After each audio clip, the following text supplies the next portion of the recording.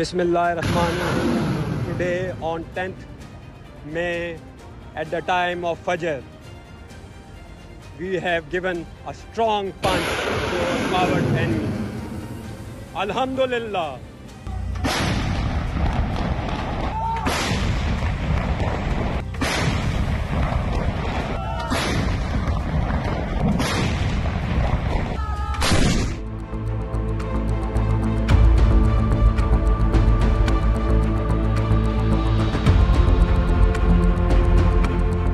पाकिस्तान ने भारत के 5 नहीं 6 तैयारे गिराए। वज़ीर आज़म ने कहा कि दुश्मन ने आलमी ताकतों को बता रखा था कि वो खित्ते के थानेदार हैं। 10 मई की शाम को नाम नेहाद थानेदार का बुत पाश पाश कर दिया।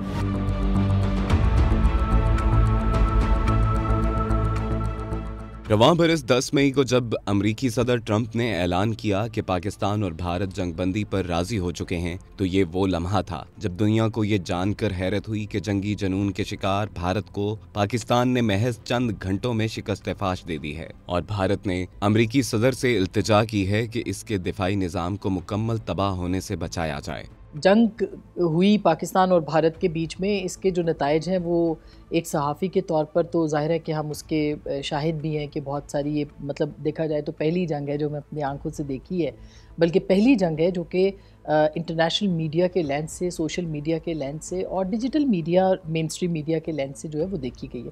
और हर एतबार से ये जो जंग हुई है ये इसमें पाकिस्तान को कामयाबी और फतह नसीब हुई है। ये वो एक कंट्रोवर्शियल किस्म की जंग नहीं थी जिसके बाद खुद ही कामयाबी के दावे किए गए या फिर जाके जो मुज़ाकरात की मेज़ थी उस पर पाकिस्तान हारा या जो भी जिस तरह के भी मामलात थे। ये वो जंग थी जिसको लोगों ने देखा, महसूस किया और उसके नताइज को तस्लीम किया।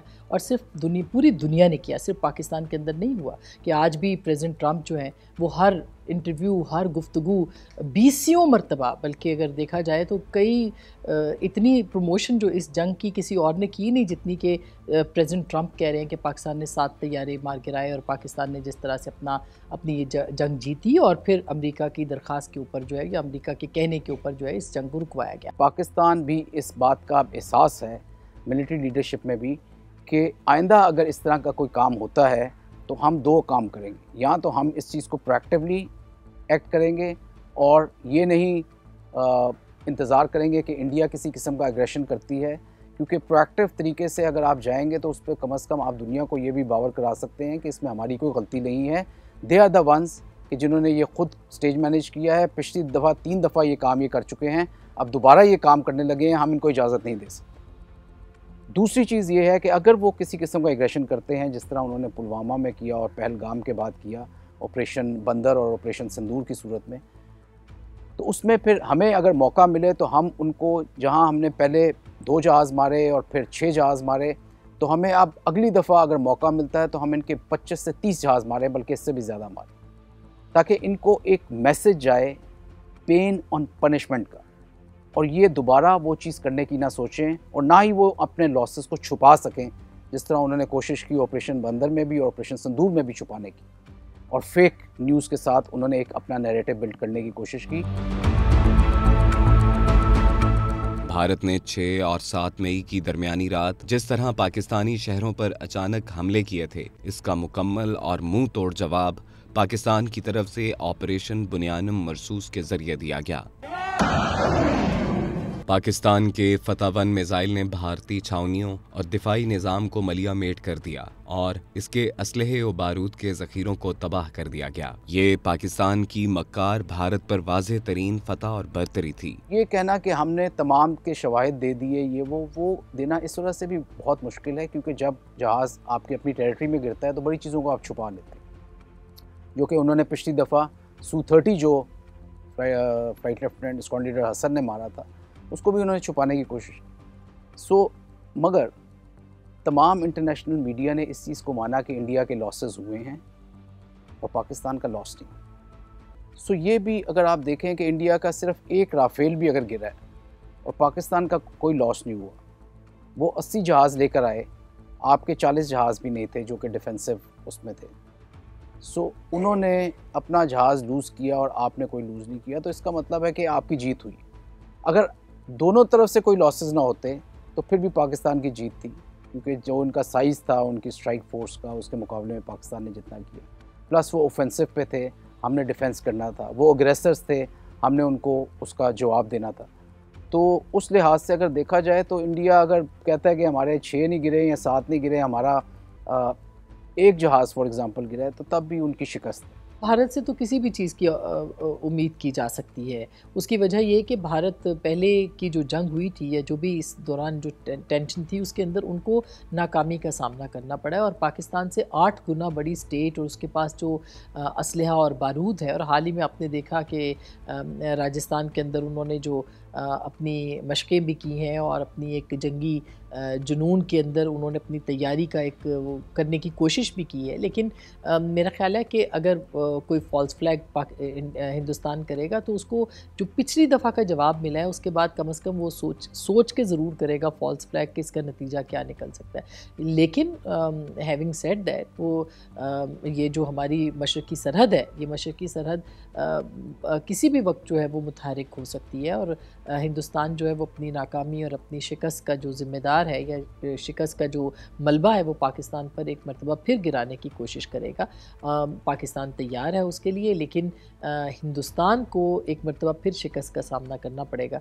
और मैं इसलिए नहीं कह रही कि मैं एक बतौर पाकिस्तानी ये मैं बात कर रही हूँ, मैं बतौर एक विटनेस के तौर पे ये बात कर रही हूँ, एक सहाफ़ी के तौर पे, कि जो पाकिस्तान की कैपेबिलिटीज़ है और पाकिस्तान की जो रियासत और हुकूमत या हमारी जो अफवाज है उनकी जो एक रिज़ॉल्व है वो इससे कहीं ज़्यादा, और एक बहुत एक एनर्जी है अफवाज के अंदर भी और अवाम के अंदर भी, कि वो हिंदुस्तान के किसी भी फॉल्स फ्लैग और उसके बाद के जो आफ्टर मैथ है उसको रोकने, उसको नाकाम बनाने की पूरी सलाहियत है। पहलगाम फॉल्स फ्लैग से लेकर पाकिस्तान पर भारतीय हमले तक क्या हुआ? पाकिस्तान ने जिम्मेदारी का मुजाहिरा करते हुए पहलगाम हमले की आजादाना तहकीकात का मुतालबा किया और इस बुज़दिलाना हमले की मजम्मत की। Pakistan is open to participate in any neutral, transparent and credible investigation. Pakistan की तरफ से एक एलामिया जारी कर दिया था वज़ारत ख़ारजा ने, और उसके कई जो डिप्लोमेटिक कोर के जो सीनियर मेंबर्स हैं या सिक्योरिटी काउंसिल यूएन की P5 के कुछ मेंबर्स हैं, उन्होंने पाकिस्तान के हवाले से मुझे उसको वेलकम किया और पॉजिटिव करार दिया हमारी जो वो मूव थी। अगर कोई शवायद हैं खुदा न खास्ता पाकिस्तान को किसी हवाले से भी मुलव्वस होने के, तो उनको चाहिए कि वो पाकिस्तान के साथ वो शेयर करें या दुनिया के साथ शेयर करें। अलबत्ता हमारे पास ऐसे शवायद मौजूद हैं कि श्रीनगर में कोई फॉरेन नेशनल्स रिसेंटली आए हैं, उनके पास हैवी इक्विपमेंट है और उनके क्या अज़ाइम हैं, उनके क्या डिज़ाइन है, वो हम पाकिस्तान उस पर कड़ी नज़र रखे हुए हैं। भारत ने एक मर्तबा फिर पाकिस्तान पर पुराना इल्जाम लगाया कि पाकिस्तान सरहद पार से भारत पर हमलों के पीछे है। भारत ने पाकिस्तान के खिलाफ आबी दहशतगर्दी शुरू कर दी और तमाम बाहमी मुआहदों की खिलाफ वर्जी करते हुए पाकिस्तान के साथ पानी की तकसीम के मुआहदे मुअत्तल कर दिए। पाकिस्तान के साथ सरहदी राब्ते तोड़ दिए और वाहगा अटारी बॉर्डर को बंद कर दिया गया। Indus Waters Treaty of 1960 will be held in abeyance with immediate effect until Pakistan credibly and irrevocably abjures its support for cross-border terrorism. The integrated checkpost Atari will be closed with immediate effect. Those who have crossed over with valid endorsements may return through that route before 1 May 2025. Pakistan की कौमी सलामती committee ने भारत के इस इक़दाम को जंगी जुनून करार दिया। बैनुल-अक़वामी बरादरी ने दोनों ममालिक से कशीदगी कम करने और बातचीत के जरिए तनाज़ात को हल करने का मुतालबा किया। भारत ने 6 मई की रात बैनुल-अक़वामी कवानीन को रौंदते हुए पाकिस्तानी शहरों पर हमला कर दिया। भारत ने मसाजिद और अवामी मकामात को निशाना बनाया। इन हमलों में 31 पाकिस्तानी शहीद और 57 जख्मी हुए।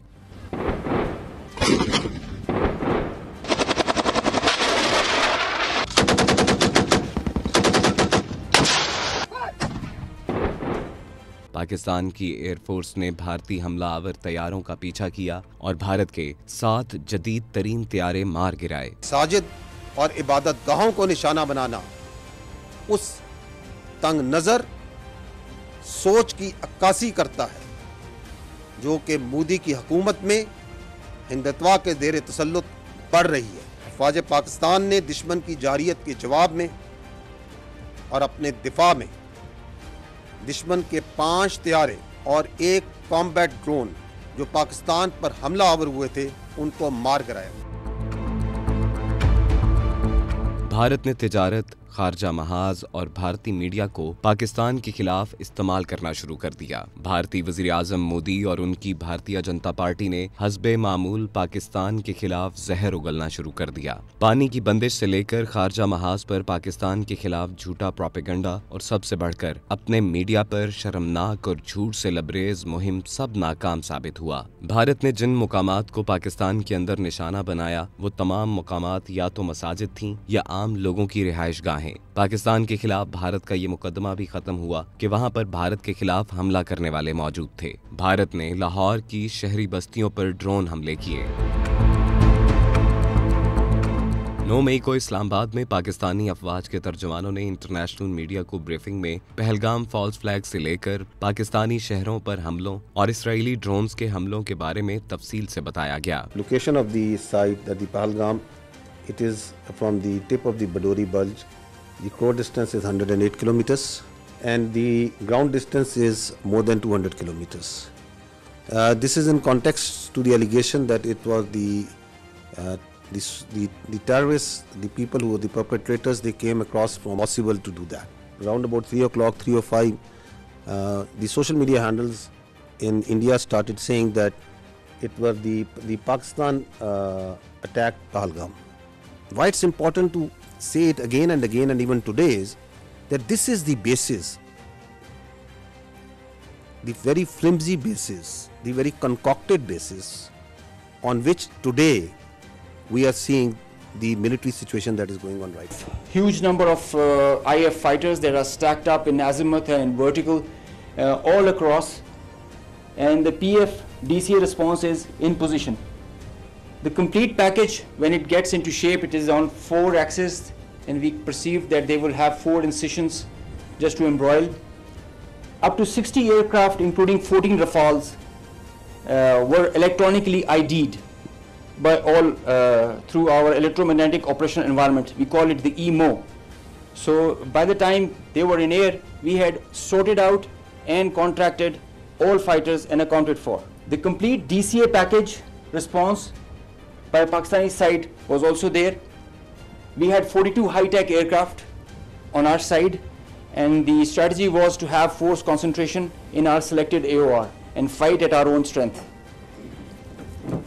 PF fighters ensured Pakistan's air sovereignty, and because of that, we first rerouted all civilian traffic that was about to go from Lahore, Islamabad and this area, because we thought that this is going to be the hot plate. So we wanted safety for all the civil airliners. Air marshal retired Amir Masood Bharat के जंगी अज़ाइम को यूं देखते हैं। जब से मोदी की हुकूमत आई है और हिंदुत्व वाला कॉन्सेप्ट को इन्होंने बहुत ज़्यादा फ़रोग़ दिया है, तो उसने एक चीज़ न्यू नॉर्म के तौर पे सेट करने की कोशिश की है, और वो ये कि जब भी पाकिस्तान किसी किस्म की कोई दहशतगर्दी करेगा, जो कि वो कहते हैं, और उसके साथ हम मतलब कोई ना कोई मिलिट्री एक्शन लेंगे, ये उनका एक वर्जन है, उनका नैरेटिव है और उनका न्यू नॉर्म है, जो उन्होंने कोशिश की 2016 में, जब उन्होंने कहा कि हमने एक सर्जिकल स्ट्राइक की है जिसमें कुछ लोग जो है वो ग्राउंड से आए, इनकी फोर्सेस, और उन्होंने कोई एक्शन करने की कोशिश की जिसको कोई बहुत इनसिग्निफिकेंट।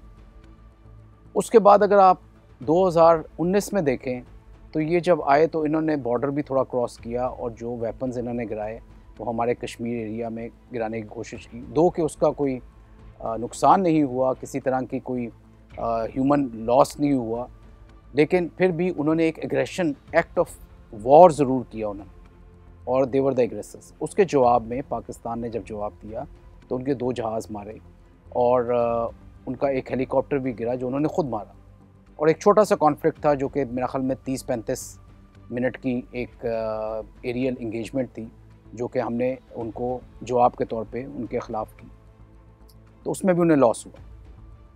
अब जब वो तीसरी दफ़ा आते हैं 2025 में मई में और 6 और 7 की रात को, तो वो उनका वॉल्यूम भी बहुत ज़्यादा है, उनका फोर्स का इस्तेमाल भी बहुत ज़्यादा है, उनका use of weapons and aircraft बहुत ज़्यादा है।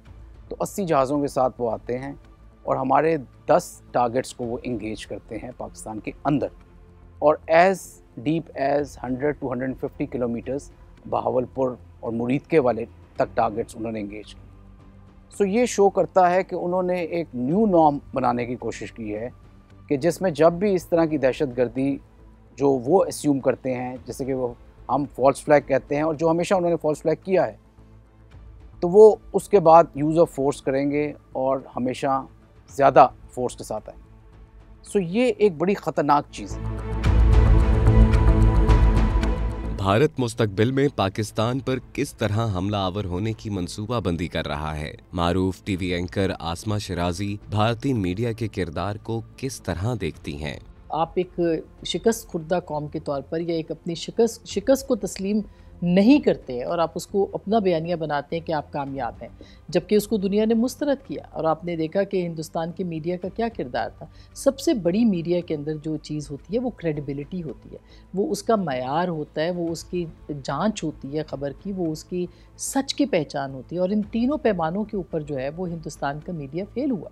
और आपने देखा कि किस तरह से लाहौर के अंदर जो है वो समंदर बना दिया गया और उसको भी इसी तरह से नेवी के ऊपर हमला कर दिया गया, कराची फ़तह कर लिया गया, इस्लामाबाद जो है उसके ऊपर ताबड़तोड़ हमलों की ख़बरें चलाई गई। तो उनकी क्रेडिबिलिटी को बहुत डेंट पड़ा। यहाँ तक कि बड़े बड़े जो जरीदे थे इस वॉर के बाद उन्होंने हिंदुस्तान की मीडिया को टारगेट किया और उनके ऊपर काम किया। BBC हो गया या न्यूयॉर्क टाइम्स, वाशिंगटन पोस्ट, कौन सा ऐसा जरीदा था जिसने कि हिंदुस्तान के फ्रॉड मीडिया के ऊपर बातचीत नहीं की या लिखा नहीं या बोला नहीं है?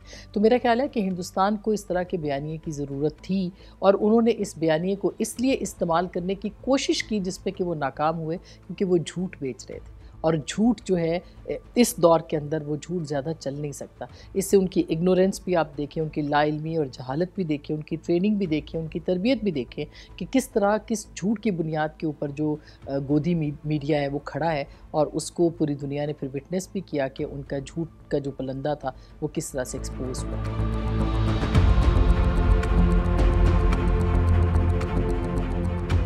पाक भारत जंग को किस तरह देखा गया? भारत की पाकिस्तान दुश्मनी और ख़ास तौर पर भारतीय जनता पार्टी की पाकिस्तान के खिलाफ जहर आलूद मुहिम अब कोई नई बात नहीं रही।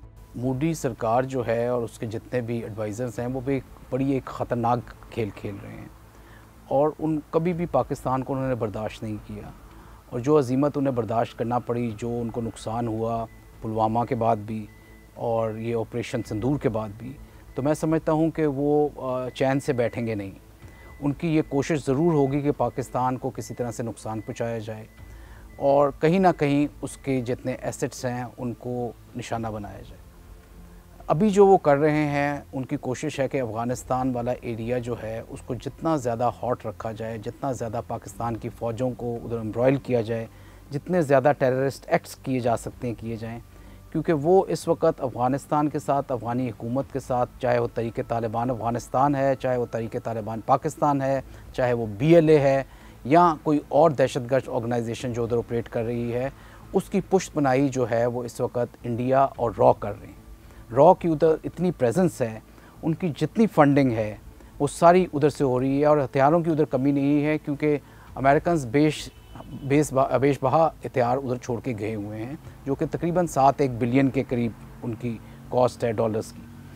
तो वो दहशतगर्द जितने भी उधर एक्ट्स हो रहे हैं वो सारे उनकी पुष्ट बनाई इंडिया कर रहा है।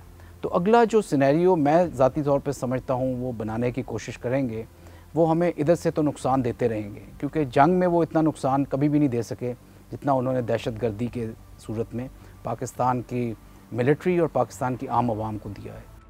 जी बिल्कुल, इसमें कोई शक नहीं है कि एक प्रॉक्सी वॉर है जो कि पाकिस्तान के अंदर चल रही है और आपको याद होगा कि अजीत दोवल का एक मशहूर ज़माना उनका एक लेक्चर है जो कि यूट्यूब पे आपको गूगल करने से मिल जाएगा, जिसमें कि उन्होंने ये कहा कि हमें पाकिस्तान से बराह रास्त लड़ने की ज़रूरत ही नहीं है, हम तालिबान को चंद पैसों के एवज़ जो है वो ख़रीद सकते हैं और पाकिस्तान को उनके साथ इंगेज कर सकते हैं। तो एग्जैक्टली ये जो इस वक्त ख़वारिज हैं या जो TTP हैं, ये प्रॉक्सी हैं हिंदुस्तान के भी, और वक्त और हालात ने साबित भी किया है। ये एक तरफ अफ़गानिस्तान की जो रजीम है उसके साथ है और दूसरी तरफ हिंदुस्तान के साथ, और हिंदुस्तान और अफ़गानिस्तान का गठजोड़ इसी जंग के दौरान आपने देखा होगा कि किस तरह से उनके जो नायब वज़ीर दाखिला थे वो हिंदुस्तान के दौरे पे गए, और उसके बाद जब अफ़गानिस्तान ने पाकिस्तान पर हमला किया तो उस वक्त मुल्ला मुत्तकी उनके अपने वज़ीर ख़ारजा जो थे वो हिंदुस्तान के अंदर मौजूद थे।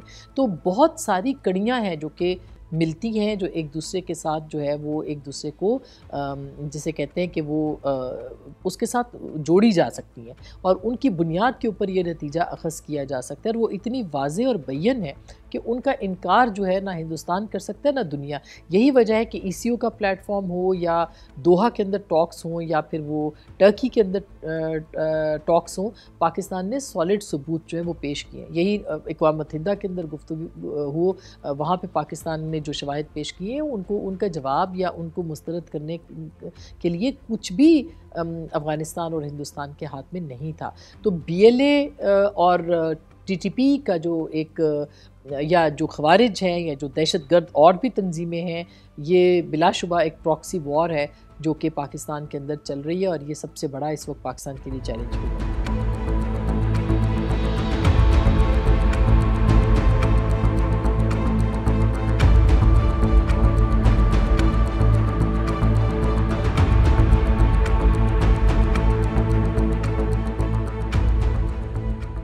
मैं वो बदबख्त माँ जो खुद गटर में अपने बच्चों को देखने लगी, लेकिन शायद ये खुला हुआ है, अल्लाह ना करे उसमें पैर रखे और इसके अंदर गया हो। मैं अपने हाथों से वो ढूंढने लगी। जब भी बच्चे के साथ कोई एक्सप्लॉइटेशन हो जाती है, कोई उसके साथ जुल्म ज़्यादती हो जाती है, वो खो जाता है, गुम हो जाता है, तो सबसे पहली गलती या कोताही जो है वो वालिदैन के हैंड से होती है। आप अपनी कीमती कार को हिफाजत से रखने के लिए उसके लिए गैराज बनाते हैं, वो चोरी ना हो जाए, वो गुम ना हो जाए, उसमें ट्रैकर लगाते हैं, क्योंकि वो आपकी बहुत कीमती कार होती है। अपने कीमती ज़ेवरात, अपने कीमती डॉक्यूमेंट्स की हिफाजत के लिए आप बैंक में लॉकर लेते हैं, उसको कहीं हिफाजत से रखते हैं, क्योंकि वो आपकी दौलत होती है। लेकिन आपकी सबसे कीमती दौलत जो अल्लाह ने आपको दी है औलाद की शक्ल में, उसकी सेफ्टी सिक्योरिटी से आप गाफिल हैं।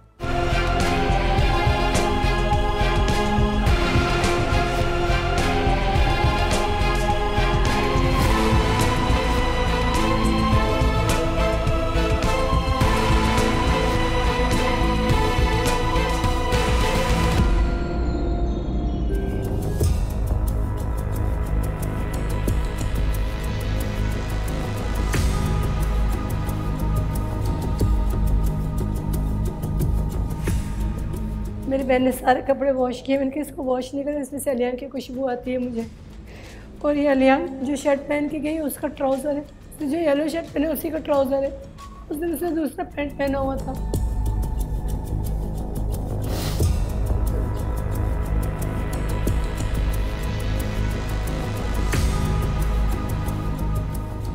ऐसी उसकी बहुत बातें हैं। वो हमारे घर को देख के कहता था बाबा हम बड़ा घर लेंगे, मैं बड़ा होऊंगा, मैं पढ़ूंगा, मैं पुलिस अफसर बनूंगा, हम बड़ा घर लेंगे, हम अच्छे हो जाएंगे।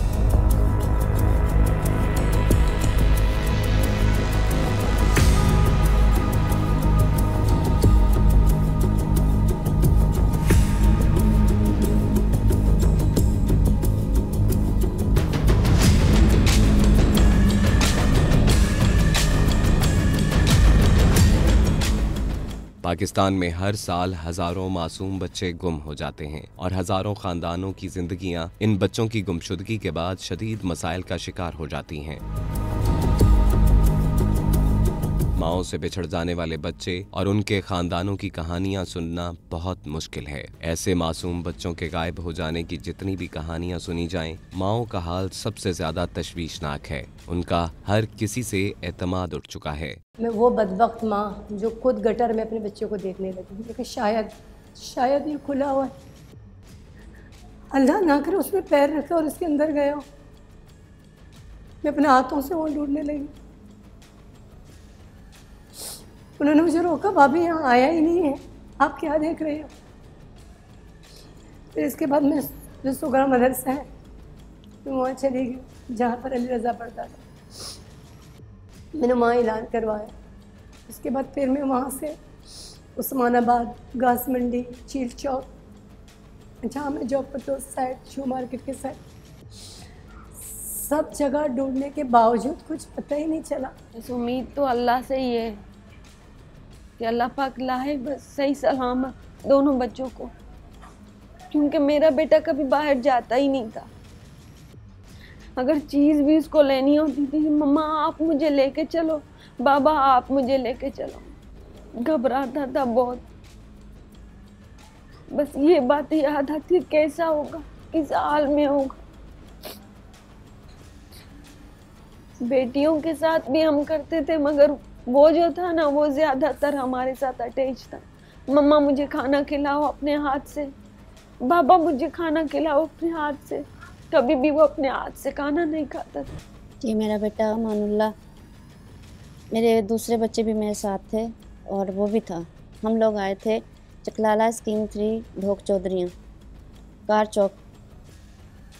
हम अब वापसी करने ही वाले थे, यानी हफ्ते को मेरा बेटा गुमा, इतवार को हमने वापसी करनी थी अपने घर। मेरे बहन भाई के बाकी बच्चे भी आए हुए थे, उनके साथ बाहरी पिछली गली में वो पानी भर रहे थे, उसकी CCTV फुटेज भी है। पानी भर रहे थे तो ये भी उनके साथ आ रहा था, जा रहा था, छोटा सा कैन इसने पकड़ा हुआ था कि मैं भी पानी लेकर आऊँगा। बस वो एंड में वो गली की तरफ भागा, ये भी और मेरा छोटा बेटा दोनों साथ ही भागे हैं। मेरा छोटा बेटा तो वापस आ गया, लेकिन उसका आज तक कोई पता नहीं चला। हमें मगरिब यानी 6 से 7 बजे के दरमियान में मेरा बेटा गुमा, और मगरिब की नमाज़ जब हमने पढ़ी तो हमें पता चला, क्योंकि बाकी बच्चे कोई देर से आया, कोई सवेर आया, तो हमें इसलिए पता नहीं चला। जब सारे बच्चे आ गए घर को और वो नहीं आया, तो तब हमें पता चला कि वो नहीं है, मिसिंग है, गुम गया है। सारे मोहल्ले वालों से बहुत ज़्यादा उससे करते थे प्यार। पानी भरने जाता था वो तो सारे कहते थे कि फैज़ान पानी भरने जा रहा है। मोहल्ले वाली सारी मेरे पास अफसोस के लिए आई हैं, वो कहती हैं कि कोई मांगने वाला उसको लेके चला गया है। रिश्तेदार तो ऐसी हरकत नहीं कर सकते, ये कोई मांगने वाला बंदा है जो उसको ले गया, या कोई आपका ऐसा कोई बंदा है जिसने नज़र रखी है कि ये अकेला आता जाता है तो वो उसको ले गया। मोहम्मद अली बताते हैं कि हमारे समाज में बच्चों को किस किस्म के हालात से वास्ता पड़ता है, और ख़ास तौर पर हमारे बच्चों को घर के महफूज माहौल में रहते हुए भी किस किस्म के नज़र ना आने वाले बैरूनी अनासर से ख़तरा रहता है, और वो कौन कौन से अजनबी हैं जो हम सब के घरों में खामोशी के साथ दाखिल हो जाते हैं। हमारे बच्चों के साथ अपना ताल्लुक़ बना लेते हैं और हमें मालूम ही नहीं होता कि अंदर ही अंदर क्या चल रहा है।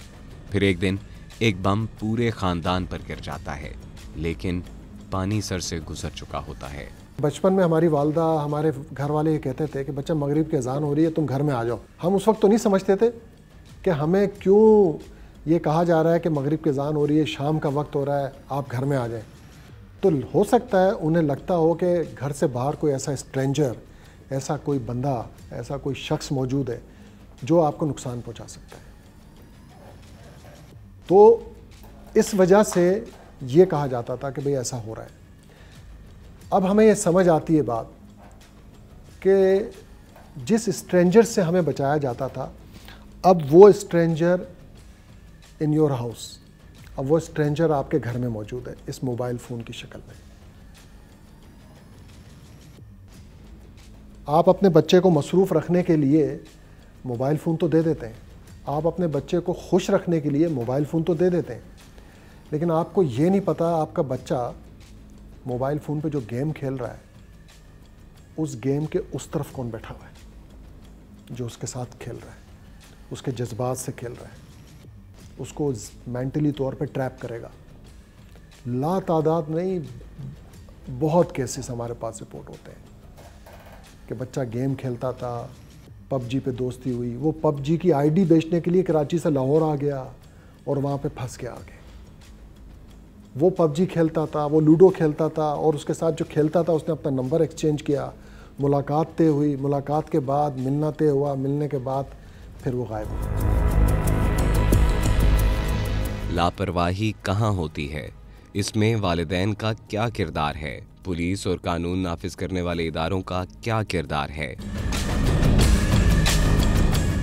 हम इन्वेस्टिगेट्स की टीम ने पुलिस ऑफिसर शबाना जिलानी से भी लापता हो जाने वाले बच्चों की तेजी के साथ बढ़ती हुई तादाद का सबब पूछा, तो उन्होंने बताया बहुत बड़ी जो लापरवाही है वालिदैन की तरफ से है, क्योंकि उनको चाहिए कि वो अपने बच्चों पे नज़र रखें, उनकी एक्टिविटीज़ पे भी। उनका अगर वो बाहर जा रहे हैं तो ये ख्याल करें कि उनकी जो कमसन बच्चे हैं उन्हें तो इतना पता होता नहीं है, तो उन्हें अकेला बाहर ना जाने दें। छोटे छोटे बच्चे खुद ही शॉप पे जा रहे होते चीज़ें लेने के लिए, तो फिर वहाँ का एनवायरनमेंट भी देखना चाहिए कि आया वो सेफ़ है या नहीं है। और इसके साथ साथ फिर आपने ये भी देखा है कि कुछ बच्चे गुमशुदगी भी उनकी हो जाती है और कुछ बच्चे वहाँ के नाली गटर में भी गिर जाते हैं, तो वो भी एक बहुत बड़ा अलमिया है। तो अपने इर्द गिर्द वालिदैन को भी चाहिए वो नज़र रखें, फिर बच्चों को भी अवेयरनेस दें। बच्चों को तलाश करना इतना मुश्किल क्यों हो जाता है? रोशनी हेल्पलाइन के मोहम्मद अली का कहना है कि हम किस तरह अपने बच्चों को महफूज बना सकते हैं। पाकिस्तान में बच्चों की एक्सप्लॉयटेशन, उनके साथ जुल्म और ज़्यादती के वाक़यात तो तेज़ी से बढ़ रहे हैं। इसमें कोई ढकी छुपी बात नहीं है। आए दिन अखबारात में, आए दिन सोशल मीडिया पे, ज़राए इब्लाग के इदारों में हर दूसरे दिन कोई ना कोई ऐसा केस आपको नज़र आएगा जो बच्चे की सीवियर एक्सप्लॉयटेशन का है। बच्चा पुरसरार गली में खेलता हुआ गायब हो जाता है, उस्तादों के हाथों इतना पिटता है कि या तो वो ज़ख्मी हो जाता है या वो जान से जाता है, कि खुले मैन हॉल में गिर जाता है, पुरसरार तौर पे कोई उठा के ले आता है उसको, फिर उसके साथ कोई जिनसी ज़्यादती करके उसको मार के फेंक दिया जाता है। तो ये तेज़ी से वाक़यात बढ़ रहे हैं। इन वाक़यात की रोकथाम के लिए हम जैसे इदारे, रोशनी हेल्पलाइन 1138 या हम जैसे दूसरे इदारे या पुलिस तो काम कर ही रही है, लेकिन देखें जब भी बच्चे के साथ कोई एक्सप्लॉयटेशन हो जाती है, कोई उसके साथ जुल्म ज़्यादती हो जाती है, वो खो जाता है, गुम हो जाता है, तो सबसे पहली गलती या कोताही जो है वो वालिदैन के हैंड से होती है। आप अपनी कीमती कार को हिफाजत से रखने के लिए उसके लिए गैराज बनाते हैं, वो चोरी ना हो जाए, वो गुम ना हो जाए, उसमें ट्रैकर लगाते हैं, क्योंकि वो आपकी बहुत कीमती कार होती है। अपने कीमती ज़ेवरात, अपने कीमती डॉक्यूमेंट्स की हिफाजत के लिए आप बैंक में लॉकर लेते हैं, उसको कहीं हिफाजत से रखते हैं, क्योंकि वो आपकी दौलत होती है। लेकिन आपकी सबसे कीमती दौलत जो अल्लाह ने आपको दी है औलाद की शक्ल में, उसकी सेफ्टी सिक्योरिटी से आप गाफिल हैं। आप बचत बाज़ारों में जाते हैं, आप तफरीही मुकामात पे जाते हैं या रश वाले मुकामात पे जाते हैं, तो अमूमन देखने में आया है कि वालिदैन या माँ बच्चे की हिफाजत तो नहीं करती, लेकिन शॉपिंग पे बहुत ज़्यादा तवज्जो होती है। हमारे माशरे में गली कूचों में, रश वाले मुकामात पे, बाज़ारों पे, आगे पीछे आप कहीं भी देखें तो ऐसे जराइम पेशा अनासर दन दनाते फिरते हैं, जो ऐसे बच्चों की तलाश में होते हैं जो किसी अडल्ट सुपरविजन में ना हो। जब वो देखते हैं कि इस बच्चे के आगे पीछे कोई नहीं है, तो उसे उठा के ले जाते हैं। तो लिहाजा अपने बच्चे की हिफाजत अपनी जान से ज़्यादा करें, क्योंकि वो आपकी जान है।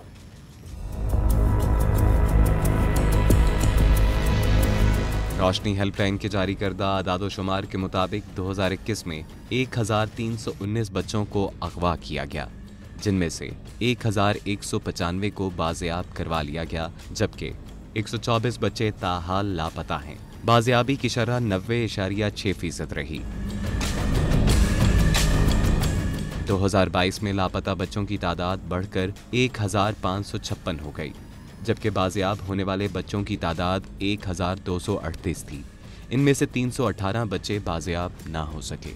बाजियाबी की शरह 79.6% पर आ गई। 2024 में लापता होने वाले बच्चों की तादाद बढ़कर 3070 तक पहुंच गई। बाजियाबी में जबरदस्त बेहतरी देखी गई। इस साल 3035 बच्चे बाजियाब हुए, सिर्फ 35 बच्चे लापता थे। बाजियाबी की शर्रा 98.9% तक पहुंच गई। अगर हम सन 2024 का डेटा उठा के देखें तो रोशनी हेल्पलाइन 1138 को कोई 3070 के करीब केसेस रिपोर्ट हुए और उनमें से कोई जो हमारा रिकवरी रेट है, जो परसेंटेज है, वो 97% रहा है रिकवरी रेट।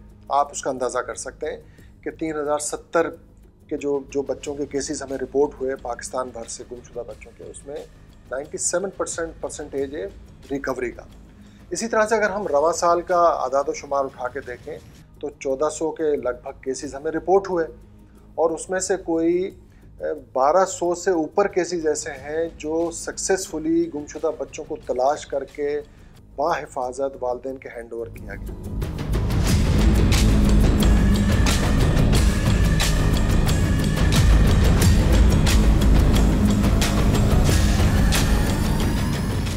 अब तक हम तकरीबन 40 अरब से ज़ायद रकूम जो है वो इन लोगों के अकाउंट्स में बाइज़्ज़त तरीके से उनके इज़्ज़त नफ्स को मजरूह किए बग़ैर वो हम वहाँ तक उनको पहुँचा चुके हुए हैं। अब तक जो सैलाब मुतासरीन को जो है 40 करोड़ रुपए की इमदाद जो है वो फराहम की जा चुकी है और दीगर जो जिन लोगों के जो नुकसान हुआ था उन्हें भी जो है इमदाद का ये सिलसिला जारी है।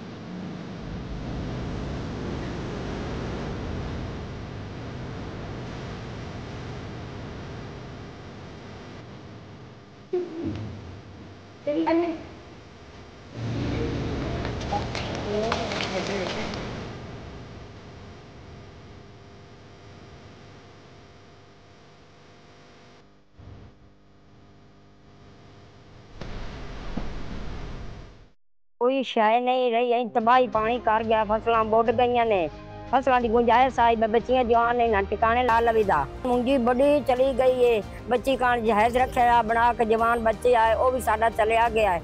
कोई शय नहीं रहेगी, तबाहियां हुई पे सन कोई सहूलत नहीं इत्थे। साडे बच्चे रोटी दी भुखे बैठे ने, नहीं कपड़ा पे लभदा, नहीं जुत्ती पे लभदी।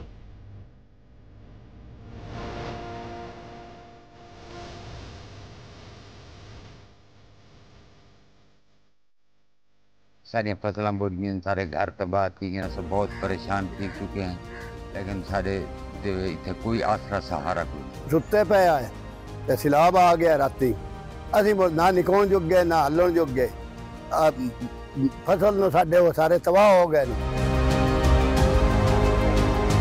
गरीब बंदे मंजी बिस्तरा नहीं बन सकता, दाने कितों लाई से, राशन कितों लाई से, उन्होंने बच्चे कितने जा से, स्कूल पढ़ाइयां अगे साढ़े कोल के ही नहीं। हुण ना चारे वास्ते का शायद माल वास्ते, ना अपने खावन पीवन वास्ते का शायद मकान अगे डाए गए। खारिश, नज़ला, जुकाम, बुखार, जरिया है कोई ना कहीं बोलनी भी नहीं चलती, बिछा के देखा हुकूमत बैठी नहीं।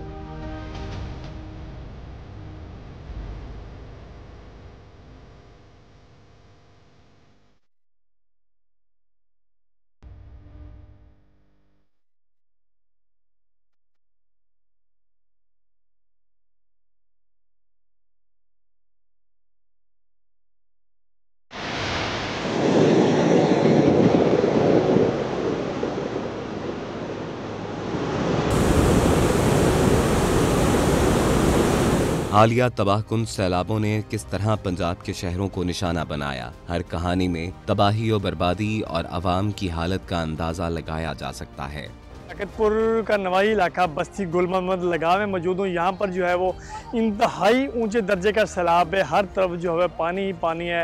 हज़ारों एकड़ पर खड़ी फसलें, लोगों के घर जो है वो पानी में डूब चुके हैं। इंतज़ामिया के मुताबिक लियाकतपुर में 35 मौजा जात जिनमें 200 के करीब बस्तियाँ जो है वो सैलाब से मुतासर हो चुकी हैं। जिस जगह पर हम मौजूद हैं यहाँ पर जो है वो दरिया सिंध और चनाब का मिलाप होता है, जिसके बायस इंतहाई ऊँचे दर्जे का सैलाब है। इस वक्त जो है वो 6,80,000 क्यूसेक का रेला गुजरा है।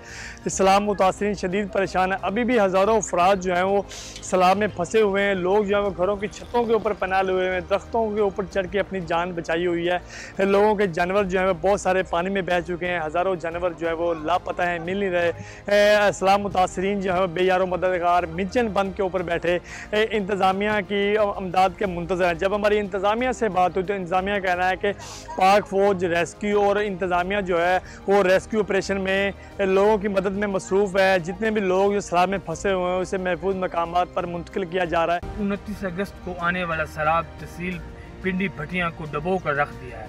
यहाँ पर तकरीबन 100 के करीब जो देहात हैं वो इसकी जद में आए हैं, जिसमें तकरीबन 80,000 एकड़ जो है धान की और गन्ने की जो फसल है वो तबाह हुई है।